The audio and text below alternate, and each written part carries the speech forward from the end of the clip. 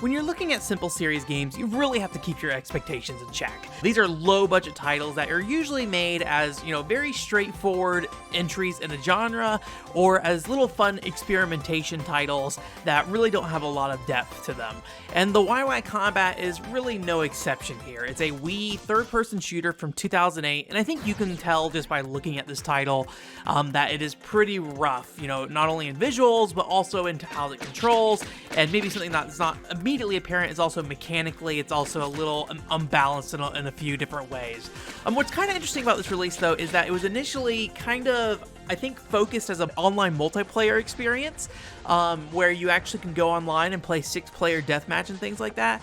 We'll kind of talk about the status of that later.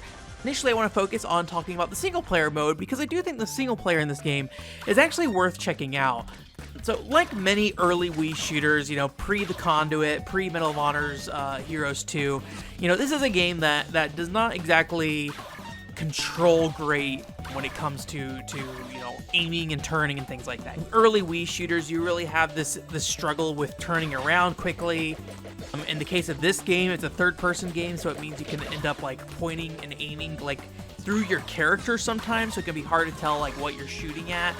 And it can also be really hard to be precise with the pointer as well, because depending on the sensitivity level, your cursor is constantly kind of shaking depending on how steady your hand is. But the single player mode in this game is kind of like a run-based mode. You go through the 3 different stages in the game, but they have set enemy spawns throughout these stages.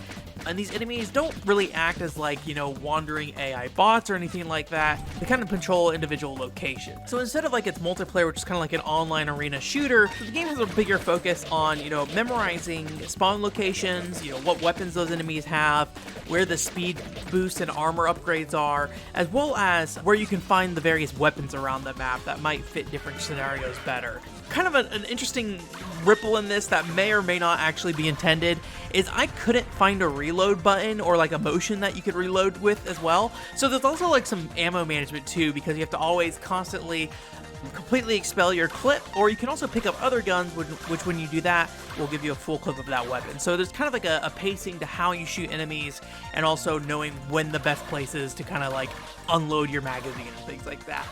And the reload times also vary drastically, so knowing how long each of those reloads are and how much space there is between seeing one enemy and getting to the next is kind of important. At the end of a mission, you get a rank, and what that rank is based off of, I assume, is time, accuracy, and then also damage taken. I didn't bother to translate in the menus in this game, so I'm not 100% sure if that's the case, but it's really not hard to get a high rank. If you try a level a few times, typically you end up memorizing it, and I was able to get S ranks pretty easily. So it's kind of like a fun speedrun kind of feeling game. You get an A rank and you can try to think about well, how can I improve? What different path can I use to reduce the amount of time I have? Or how can I better improve my weapon path so I don't have to reload my gun at all? I can just grab another gun and just keep going. So you kind of want to experiment with different paths, and it's a bit of an adrenaline rush once you get moving, and especially on some of the missions that have more of a tighter timing on them as well. That being said, there's not a ton of content here. It only took me about 3 hours to basically S-rank everything. In terms of single player, there's kind of 2 main modes that you want to consider. One is just a standard mode where essentially you go in there and there's the 3 maps I mentioned earlier, and then each of those 3 maps have 3 difficulties, and then they also have clear and foggy versions of those individual missions in that mode. And then each of these, again, have preset criteria around where things spawn, so you just got to learn where things are in these missions. And then there's also a mission mode as well, and this acts more as a tutorial, but it also has some unique challenges where they ask you to collect items around the map, or they'll ask you to dodge enemies while you don't have a weapon, or you just have to walk to a particular location on the map without getting killed. But the reality is that when it comes to the actual execution of what you're doing, this is pretty similar to the main mode. So the big thing I would say keep in mind is that when you're playing the single player, you're not really going to get an arena mode with bots. It's all going to be kind of this okay, how do I plan my way through a level and maximize my rank and score? So So there's not really a lot of depth here, but I think it's fun for what it is. I played it in the background of doing something else for that 3 hours, and I felt like it was a good way to kind of like keep my hands busy and keep my mind kind of focused on trying to maximize these things while I was doing something else. So it's just like a nice background game. You can also unlock clothes in this game and dress up your character, but I found in the single player content alone, I didn't really get much unlocked. It was just like a handful of outfits, so I'm not really sure what the scope of the outfits are in this game. I assume that more of this stuff would have unlocked where if you played the multiplayer. So like I mentioned earlier, there was, and technically still is, kind of an online multiplayer component to this game. I believe you have like 6-player deathmatch, as well as like a capture the flag mode I think I saw. But the official servers are dead along with all the other Wii servers, right? But there are Wii private servers you can connect to that are actually fairly simple to set up if you have a soft modded Wii with the homebrew channel on it. So I was able to get it connected, without too much trouble. But unsurprisingly, nobody's playing the Wai Wai Combat in this year of 2021. But people have uploaded online gameplay of this title.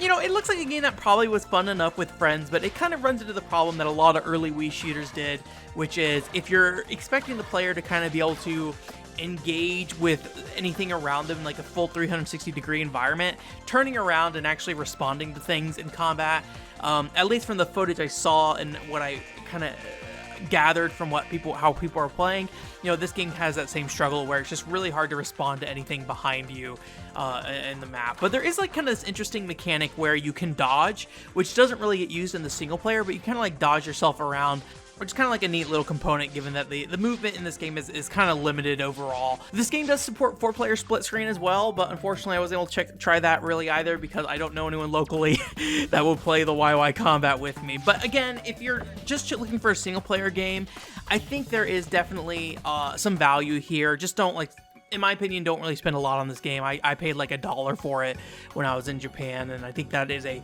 good price for what this is. I think maybe the original price, which I think I saw was like $30, is a little high, but with that multiplayer mode, maybe it would have made more sense.